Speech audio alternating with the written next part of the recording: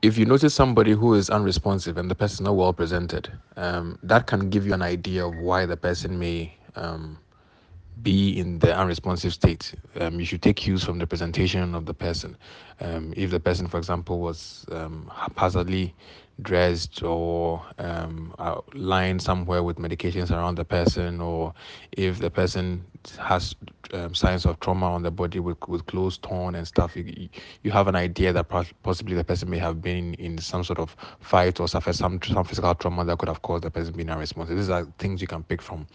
Um, as to what you need to do for that person is still the same of you ensuring the scene is safe. It's still the same of you looking for and that's confirming that the person is indeed unresponsive, calling for help for people to come and help you to assess this person, checking if the person is breathing normally, and if not so, starting CPR if that is the case, or moving on to give rescue breaths or put the person in recovery position, as whatever the case may be.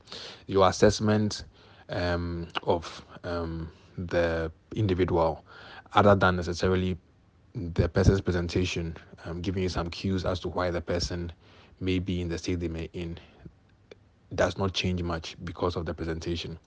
You still need to follow through as you would for any other person who was, whether the person was dressed in a suit and tie, or the person was stark naked on the floor somewhere.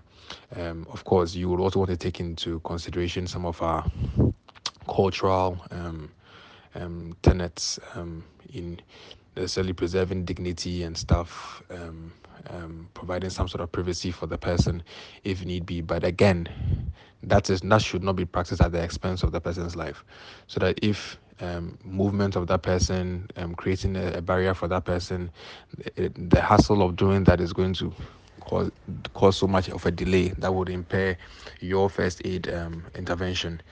That becomes secondary. So in as much as that is of concern, it should be done in tandem with the first aid measures ongoing in a manner in which you do not compromise the resuscitation process that is ongoing. So that's what I would say on that subject.